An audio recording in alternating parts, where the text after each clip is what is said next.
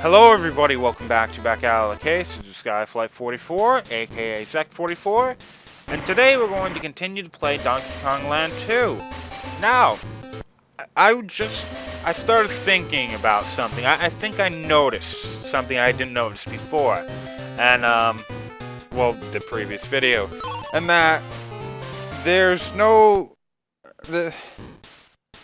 there's no more, what was it, I forgot what the actual level was. Mineshaft, Melancholy, or something. I don't really remember. But it was the Mineshaft level music. Wasn't actually used in the game, I think.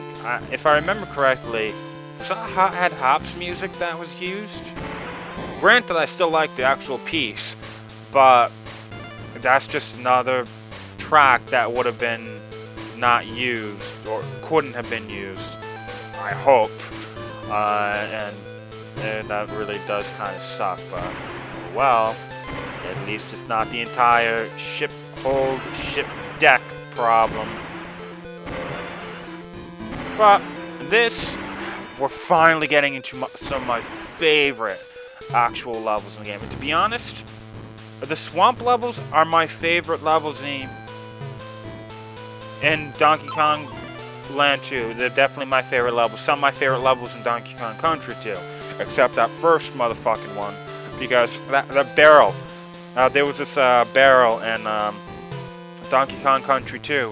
That was, for the most part, the worst barrel in the game for me. Because it was a crafty barrel. It was a very crafty barrel.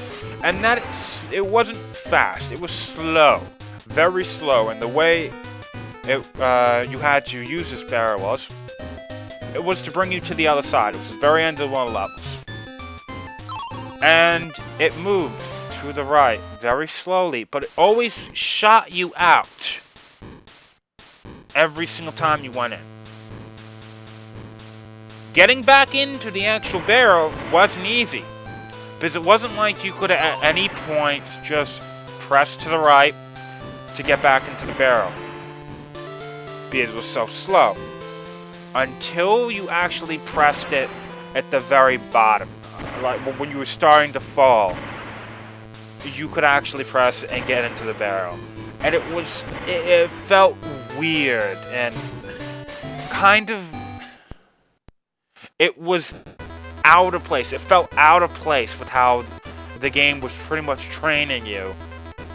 And I can do it easily now, but before, it was a pain in the ass.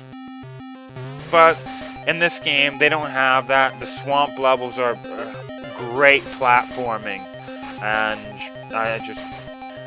not to mention, the music's awesome.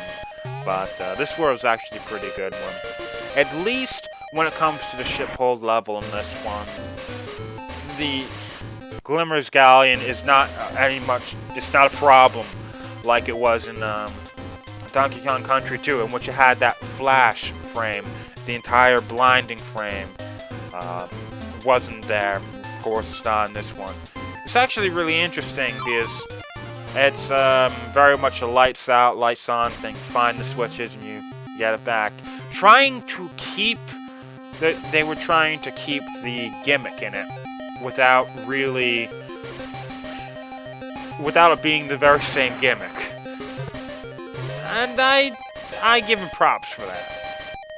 Actually, one thing I really did like about Donkey Kong Country 2, and which Donkey Kong Country 3, I believe, was a bit more of a problem with, though not necessarily immensely a problem. Platformers have, especially when it comes to later sequels.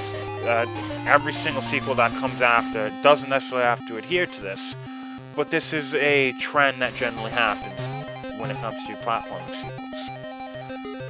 The first one generally tends to be the least gimmicky, and by gimmicky, it's more gameplay gimmicks.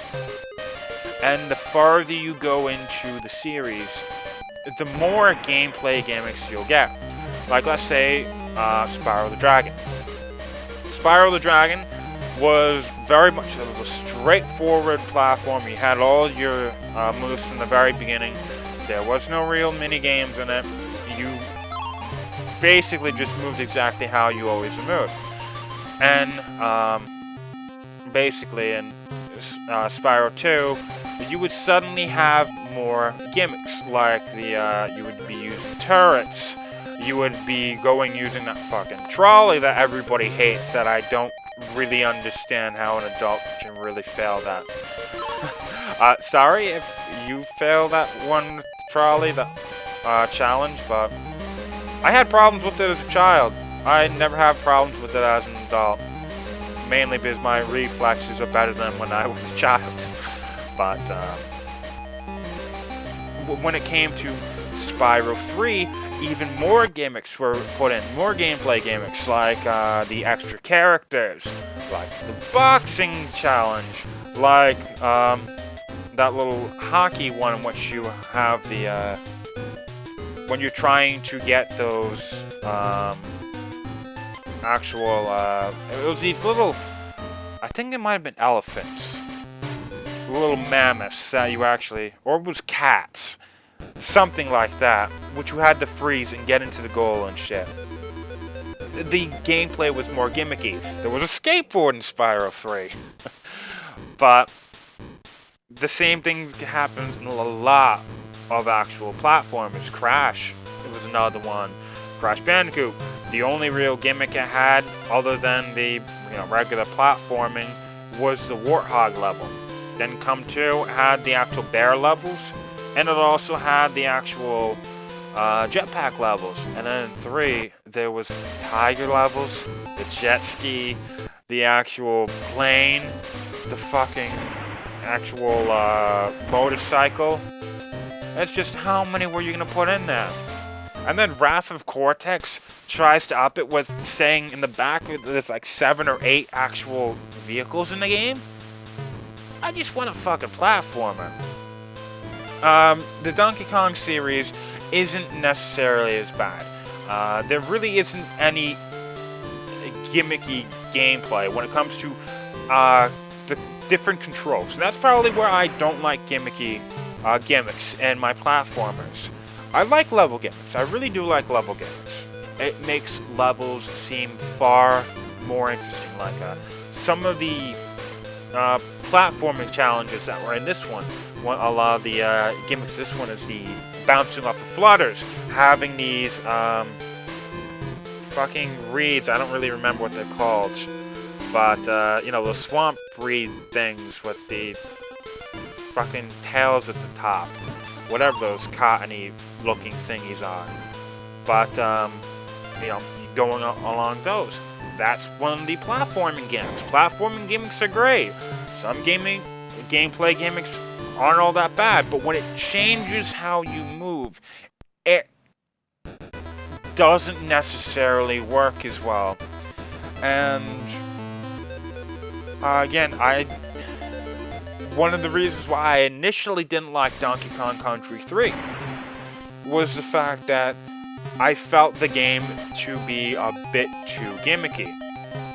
Like, you did have your buddies in this game. You had them in the first game. They were a staple. But Ellie felt far more gimmicky. Instead of just being outright platforming, you had to suck in the water. There was that fucking boss that you had to actually go in. There was that waterfall that you had to go and beat, which was interesting.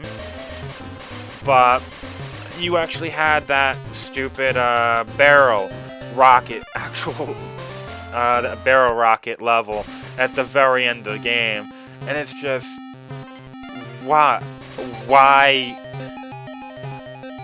Some gimmicks aren't all that great, but a level gimmick, a platforming gimmick are good things.